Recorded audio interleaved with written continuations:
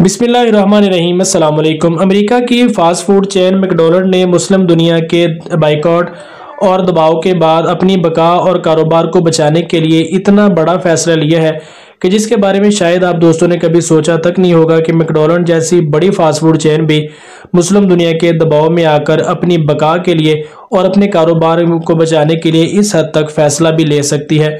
दोस्तों, इस खबर के बारे में तमाम तर मालूमात मैं आपको आज की इस वीडियो में फराहम करूंगा। वीडियो को मुकम्मल देख लीजिएगा और चैनल पर नए हैं तो सब्सक्राइब भी लाजमी कर लीजिएगा। दोस्तों, मैकडोनल्ड के बारे में तो आप अच्छी तरह जानते हैं कि पूरी दुनिया में इनका कारोबार है और बड़ी हद तक ये कमाई भी इन ममालिक से करते हैं।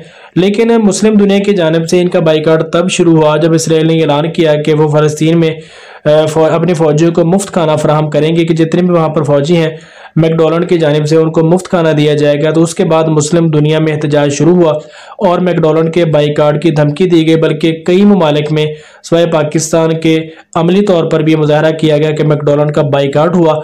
और उसके बाद लगातार बाइकाट के बाद मैकडोनल्ड ने तंग आकर इसराइल में एक कंपनी है अल्वानियाल, जो मैकडोनल्ड के तमाम रेस्टोरेंट को देखती है, उनके कारोबार को संभालती है। तो मैकडोनल्ड ने अब यह फैसला किया है कि अल्वानियाल से वो अपने तमाम 225 रेस्टोरेंट को खरीद लेगी और उनसे अलहदा होकर अपना कारोबार करेगी, क्योंकि मुस्लिम दुनिया ने यह फैसला कर लिया है कि वो मैकडोनल्ड का बाइकाट करेंगी और इनके प्रोडक्ट नहीं खरीदेंगी।